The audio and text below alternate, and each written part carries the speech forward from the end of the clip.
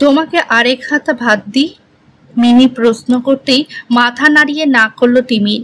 মুখে চোখেও সেরকম তৃপ্তি দেখতে পাচ্ছে না মিমি, অথচ নিজেই বাজারে গিয়ে বড় বড় চিংড়িগুলো নিয়ে এসেছে কিনা। তিমির খেতে খেতে সেদিন রাতে শাশুড়িকে বলেছিল, মা, কতদিন চিংড়ির মালাইকারি খাইনি। প্রমীলা বলেছিল, নিয়ে আসিস একদিন, আমি বানাবো। আজকাল তো মেয়েটা এমন হয়েছে, রান্নাঘরে ঢুকতেই দেয় না, সব সময় বলে আমি করব আমি করব। সঙ্গে সঙ্গে তিমির বলল, সে ও রোজ করুক, চিংড়ি মাছগুলো আনলে তুমি একটু কষ্ট করে করো। সেদিন ডাল মাখা ভাত চিবোতে চিবোতে খুব সরলভাবেই কথাগুলো বলেছিল তিমির, কিন্তু মিমির বড্ড কানে লেগেছিল। 1 বছর 3 মাস হলো তিমির আর মিমির বিয়ে হয়েছে। এসে থেকেই কত রকম রান্না করে মিমি, সাউথ ইন্ডিয়ান, মোগলাই, চাইনিজ, বাঙালি, হাজারো রকমারি। না, শুধুই যে বরের মন পাবে বলে সেটা একদমই নয়। রান্না করাটা তিমির ভীষণ পছন্দের। ওভাবে বলিস না বাবু, মেয়েটা কত শখ করে ভালোবেসে তোর জন্য রান্না করে, খারাপ করে না তো। সান্ত্বনা হোক আর দয়া হোক, প্রমীলা এভাবেই কথাগুলো বলেছিল। তিমিরের আবার অত রাগ ঢাক নেই, তাই হয়তো কি অবলীলায় বলল, সে হয়তো হতে পারে, কিন্তু সেই টেস্টটা মিসিং। কোন টেস্ট? প্রশ্ন করেছিল মিমি। ডিনারের সময়কার কথোপকথন ছিল এটা।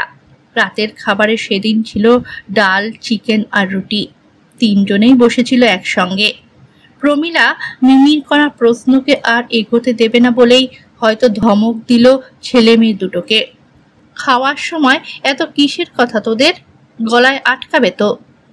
মিমির আর জানা হয়নি সেই স্বাদটা কেমন স্বাদ, তবে মিমি দেখেছে ও যত ভালো করেই রান্না করুক না কেন, সেই স্বাদটা যেন কিছুতেই পায় না তিমির। কিছুতেই ও চোখে মুখে খুশি দেখতে পারে না মিমি। এখনো জানা হয়নি সেই টেস্ট কাকে বলে। সেদিন থেকেই একের পর এক চিংড়ির রেসিপি দেখেছে মিমি, এমনকি সেই চিংড়ির স্বাদ বলেও সার্চ করেছে। কত রকমের যে রিল খুঁজে পেয়েছে, সেখান থেকেই একটাকে বেছে নিয়ে সেই মতো বাজার করে এনেছে মিমি। চিংড়ির মালাইকারিটাতে সেই টেস্ট এনেই ছাড়বে মিমি। আজও ডিনারের টেবিল। চাকরিজীবীদের বোধহয় এটাই একমাত্র জায়গা যেখানে দিনের শেষে সবাই মিলিত হয়। কত রকম কথা বলে তিমির আর ওর মা, কোন মান্তুমাসি, কোন ফুল জেঠি, কারোকেই সেরকম চেনে না মিমি। তাও খেতে খেতে ওদের সব আলোচনাতেই থাকে মেয়েটা, আর পিট পিট চোখে দেখতে থাকে প্রমীলা বা তিমির কতটা তৃপ্তি করে খাচ্ছে ওর রান্নাগুলো। প্রতিটা পদের শেষে জিজ্ঞেস করে মিমি, ভালো হয়েছে? আজ অবধি নিন্দে করেনি, কিন্তু প্রশংসা সেটাও করে না। মা, তোমায় একটু ভাত দিই? আবার জিজ্ঞেস করলো মিমি। অন্যদিন রাতে রুটি করে মিমি, আজ ভাত বসিয়ে দিয়েছিল, সঙ্গে 2 মুঠো চালও দিয়েছিল অতিরিক্ত। ভেবেছিল আজ হয়তো সব ভালোবেসে ভাত খাবে, কিন্তু কোথায়, না, সেরকম প্রশংসা তো কেউই করছে না। কি মশলা দিয়েছিস বলতো মালাইকারিতে? জিজ্ঞেস করলো প্রমীলা। এবার যেন বেশ উৎসাহ পেল ও, সবটা গুছিয়ে বলছে, আর খাওয়া থামিয়ে সে সব শুনছে প্রমীলা। সব শেষে মেথি গুঁড়ো, এইটাই যেন নিতে পারল না প্রমীলা। আজ 40 বছর রান্নার সাথে সম্পর্ক, বাবা ছেলে দুজনেই যেন চেটে পুটে খেত প্রমীলার রান্না। সেখানে মালাইকারিতে মেথি গুঁড়ো কোনোদিন দেয়নিও। কাসুরি মেথি কেন দিলি? জিজ্ঞেস করলো প্রমীলা। একই সাথে তিমিরও বলল, আমাকে 1 পিস চিংড়ি দিও তো, ঝোল লাগবে না। না লাগুক ঝোল, চিংড়ি চেয়েছি তিমির। এতেই যেন মিমির মন অর্ধেক ভালো হয়ে গেল। তাড়াতাড়ি বরের পাতে যত্ন করে তুলে দিল একটা বড় সাইজের চিংড়ি। তারপর প্রমীলাকে বলল, ইউটিউবেই দেখলাম, রান্নার শেষে একটু কাসুরি মেথি দিল, আর তাতেই স্বাদটা পরিবর্তন হয়ে গেল। মিমির কথার ফাঁকেই বলল তিমির। মিমির মুখটা জল জল করে উঠল। এটাই তো চেয়েছিল, যাতে তিমির খেয়ে প্রশংসা করে। আজ খুব ভালো লাগছে মিমির, ওর খাটনির সার্থক। কিন্তু তিমির যে কোন ভিত্তিতে কথাটা বলল সেটা প্রমীলা ঠিক বুঝেছে। না না, মেথি দিতে নেই, আমি কোনোদিনও দেখিনি। অনেক ভেবে শেষমেশ বলল প্রমীলা। ছেলে বউকে হেয় করছে, এটা ভালো লাগেনি ওনার। ওনারও বিয়ের প্রথম দিকে এমন ছিল, কিন্তু শাশুড়ি নিজে হাতে শিখিয়েছিল। আর তখন ইউটিউব কোথায়, শাশুড়ির শেখানোটাই ছিল সব। কেন দিতে নেই, কেন? খেতে খারাপ লাগছে? মিমি গলাটা নিচু করে বলতেই সান্ত্বনার সুরে প্রমীলা বলল, খেতে খারাপ নয়, তবে চিংড়ি মালাইকারির মতো সেই টেস্টটা আসেনি। এটা হয়তো অন্য নাম দিলে ভালো লাগতো, মেথি চিংড়ি বা মশলা চিংড়ি, এক নাগাড়ে বলেই যাচ্ছে প্রমীলা। তিমির তখন শেষ চিংড়িটা থালার ধারে বারবার কাছিয়ে মুখে ফেলল।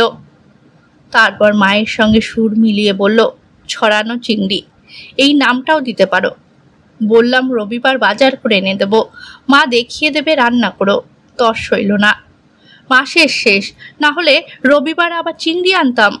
বলেই উঠে পড়ল তিমির খাওয়া শেষ করে। পরিষ্কার ভাত। এই বাড়িতে এটা একটা বিষয় যে যত খারাপ রান্নাই হোক কেউ খাবার ফেলে না। প্রমীলাও উঠে গেল। তখনও ভাতের শেষটা রয়েছে মিমির পাতে, আর খেতে ভালো লাগছে না, তাই ভাত কটা নিয়ে এদিক ওদিক করছে থালায়। বড্ড বিষাদ লাগছে। এতক্ষণ তো দিব্যি ভালো লাগছিল। আসলে ওদের কথা শুনে খাওয়ার ইচ্ছেটাই চলে গেছে মিমির। বিয়ের আগে চাকরি আর বাড়ি, মাঝে মাঝে বন্ধুদের সঙ্গে আড্ডা। কোনোদিন যে মেয়েটা রান্নাঘরে ঢোকেনি, সে এখন সব রান্না পারে। নতুন পরিবার, নতুন মানুষদের মন মতো করার চেষ্টা করে। তার জন্য কি একটু প্রশংসা করতে পারে না ওরা? না, নিন্দা কোনোদিনও করেনি। প্রমীলা তো নয়ই, বরং অনেক রান্নার রেসিপি বলে দিয়েছে, কিন্তু তাও তিমিরকে খুশি করতে পারেনি। তুমি খেয়ে ঘরে আসো, আমি একটু ল্যাপটপটা খুলে বসি। তিমির নিজের আর মায়ের থালা উঠিয়ে নিয়ে ঘরে চলে গেল। আর প্রমীলা অতিরিক্ত রান্নাগুলো ফ্রিজে তুলছে।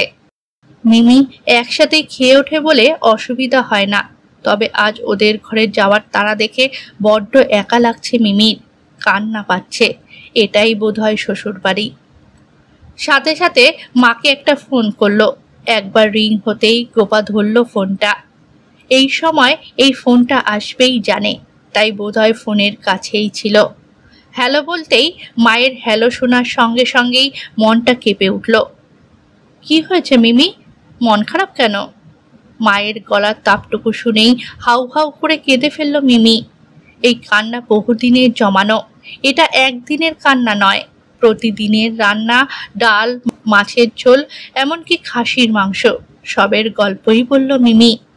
তারপর একটাই প্রশ্ন করল, মা সেই স্বাদটা কেমন স্বাদ? মিমি, মা শোনো, দুঃখ পেও না, তুমি কাল আমার কাছে চলে এসো, থেকে যাও দুদিন। গোপা বলতেই মনটা মামা করে উঠল মিমির। আজ সকাল থেকে উঠেই খুব ব্যস্ত হাতে সবকিছু করছে মিমি। আজ ওর বড্ড তাড়া, মায়ের বাড়ি যাবে। সকাল সকাল ঘুম থেকে উঠেই রান্নাঘরে ঢুকেছে। কালকের রাতের সব মেঘ কেটে গিয়ে এখন দারুণ রোদ উঠেছে। আজ মাকে নিজের হাতে রান্না করে খাওয়াবে মিমি, তাই সকাল থেকে এত ব্যস্ততা। কাল রাতে মায়ের সঙ্গে কথা হওয়ার পর মনটা বেশ হালকা মিমির। টেবিল থেকে ঘরে এসেই তিমির যখন সোহাগে আদরে ভরিয়ে দিয়েছিল, ভুলে গেছে মিমি সব। বশ্যতা স্বীকার করেই নিয়েছে। তখনই তিমিরের বুকে মুখ গুজে বলেছিল, কয়েকদিন মায়ের কাছে যাব। তিমির যেন একটু আলগা করে দিয়েছিল ওর বাঁধন। কদিনের জন্য জিজ্ঞেস করেছিল। মিমি হেসে বলল, রবিবার আনতে যেও, মা খেয়ে আসতে বলেছে তোমাকেও সেদিন। যদিও সেই স্বাদ পাবে কিনা জানি না, তবে মা আমার দারুণ রান্না করে। ইয়ার কি করো না, যেতে হবে না কোথাও। বলেই মিমিকে আরো জড়িয়ে ধরেছে তিমির। একটু আগে মিমির রান্নায় সেই স্বাদ খুঁজে না পাওয়া তিমিরের মুখের সঙ্গে এই মুখের কোনো মিল নেই। মিমি আবার বলল, মাত্র তো 3 দিন, মা বলেছিল 1 সপ্তাহ থেকে যেতে, আমি রাজি হইনি। মিমি কেমন বাচ্চাদের মতো বলল।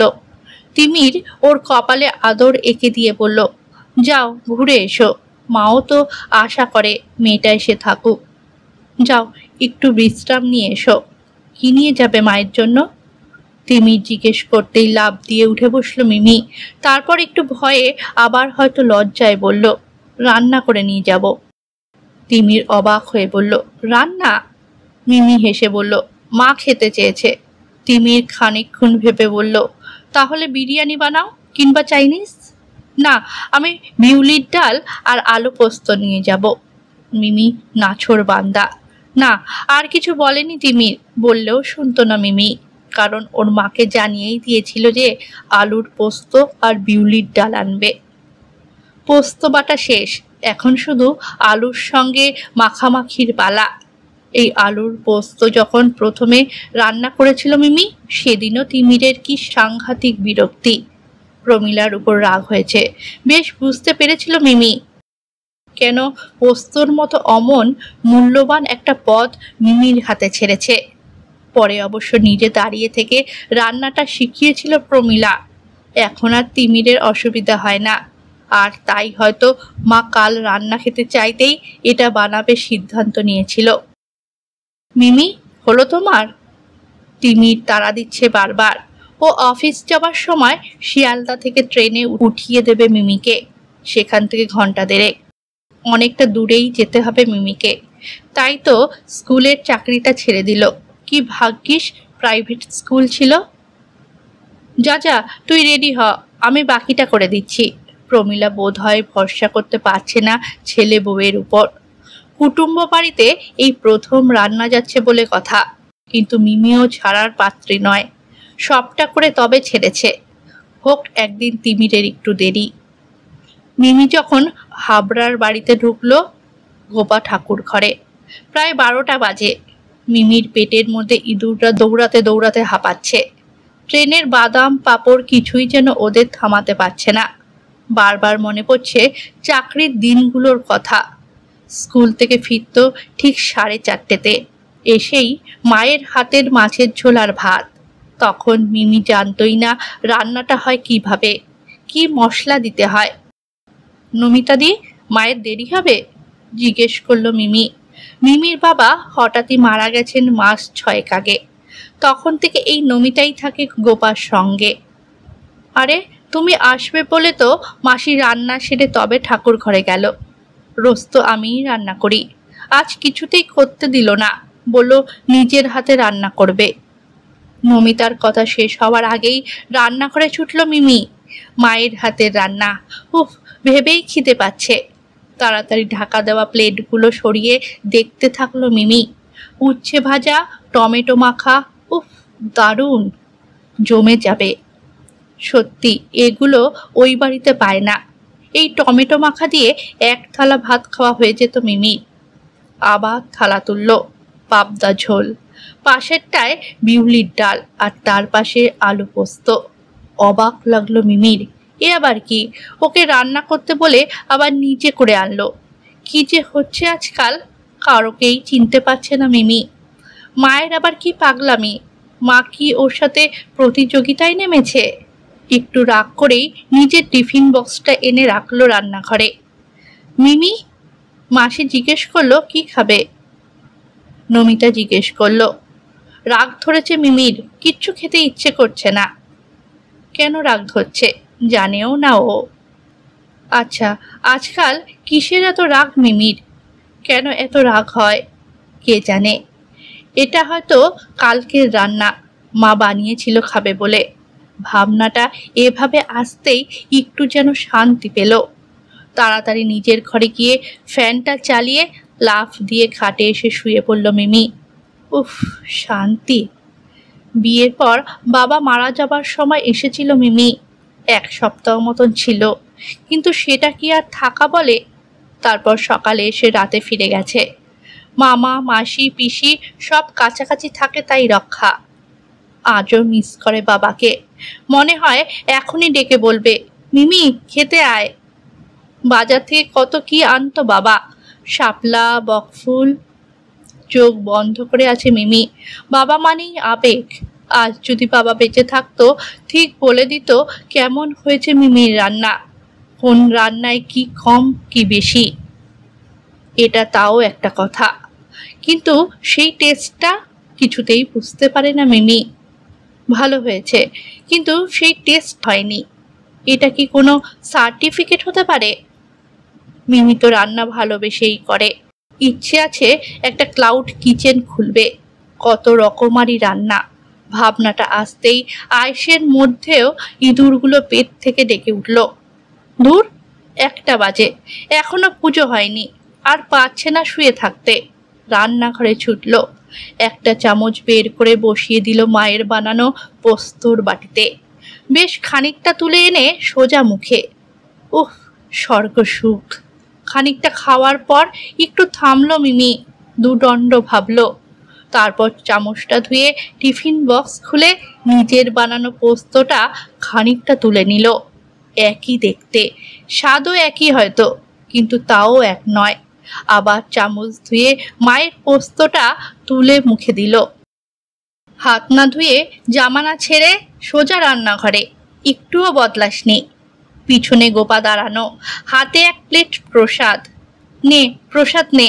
মা বলতেই বিরক্ত হয়ে মিমি বলল, দূর, এখন এই কিসমিস নকুলদানা পোষাচ্ছে না। খিদের সময় এই পোস্তটাই অমৃত। বলেই আরেক চামচ পোস্ত মুখে। চোখ বন্ধ করে খাচ্ছে মিমি। তুই পোস্ত বানিয়ে আনিসনি? বলতেই মিমি বলল, ওই তো, ওটা তুমি আর নমিতা দিখেও, আমি এটা খাবো। মিমির কথা শেষ হওয়ার আগেই গোপা বলল, কেন রে, তোরটা ভালো হয়নি? মায়ের বাটিটা তুলে নিয়েছে মিমি। চামচ বারবার ধুতে হচ্ছে, তাই একবারেই খেয়ে নেবে। ভালো, তবে সেই টেস্ট আসেনি। বলেই থমকালো মিমি। সেই টেস্ট? বলল মিমি। এই কথাটাই তো তিমির বারবার বলে, আর মিমি হন্যে হয়ে খুঁজে বেড়ায় টেস্টটা। সেই টেস্ট মানে কি? তাহলে মায়ের হাতের বানানো খাবারের টেস্ট? বিড়বিড় করে বলল মিমি। গোপা মেয়ের একদম কাছে এসে বলল, না, মায়ের হাতের বানানো টেস্ট মানেই সেই টেস্ট নয়। সেই টেস্ট একটা অভ্যেস, যেটা ছোটবেলা থেকে সবাই নিজের মধ্যে রপ্ত করে নেয়। এই যেমন তোর প্রশান্ত দাদা যখনই আসে, আমি যত ভালোই মাংস রান্না করে ওকে খাওয়াই, ওর কাছে ওর মায়ের বানানো পেঁপে আলু দিয়ে মাংসের পাতলা ঝোলটাই প্রিয়। কিছু করার নেই, ওর পেট রোগা ছিল বলে তো সেজ পিসি ওকে ওভাবেই মাংস খাওয়া শিখিয়েছিল। সেজ পিসির মাংসের পাতলা ঝোলের কথা মনে পড়তেই গা গুলিয়ে উঠল মিমির। ইস মারে, তুই ওই বাড়িতে গেছিস মাত্র 1 বছর, আর তিমির 30 বছর। ওর অভ্যেসগুলো তুই বদলাতে যাস না। খাওয়া জিনিসটা একটা মানুষের বড্ড ইমোশনের জায়গা। এখন রোজকার রান্নাটা বরং শাশুড়িকেই ছেড়ে দে। তুই দাঁড়িয়ে শিখে নে। আর তিমির বলল, তুই নাকি মোগলাই চাইনিজ ভালো পারিস, তাহলে সপ্তাহে একদিন ওটা দিয়েই হাত পাকা কর। তুই পোস্ততে ফ্রেশ ক্রিম দিস, ওটাতে পোস্তর গন্ধ মরে যায়, আর খাবারের অভ্যেসটাও বদলে যায়, নষ্ট হয় সেই টেস্ট। মিমি সবটা বুঝতে পেরেছে, মাকে জড়িয়ে ধরল। না, কিচ্ছু বলেনি মাকে, শুধু শান্তি খুঁজছে। এভাবে তো কেউ বোঝায়নি ওকে, অথচ কি সহজ বিষয়। তুমি ইচ্ছে করেই আজ পোস্ত বানিয়েছ? মিমি জিজ্ঞেস করতেই গোপা হ্যাঁ বলল। আর তাই আমি বুঝতে পারলাম সেই টেস্ট আসলে কি। গোপা মেয়েকে জড়িয়ে গালে একটা চুমু এঁকে বলল, এই তো সেই টেস্ট, কতদিন পর পেলাম। হেসে ফেলল মিমি, সাথে গোপাও। সেই ভালোবাসা, সেই টান, সেই গন্ধ। পৃথিবীর যে প্রান্তেই যাও, এর পরিবর্তন হবে না।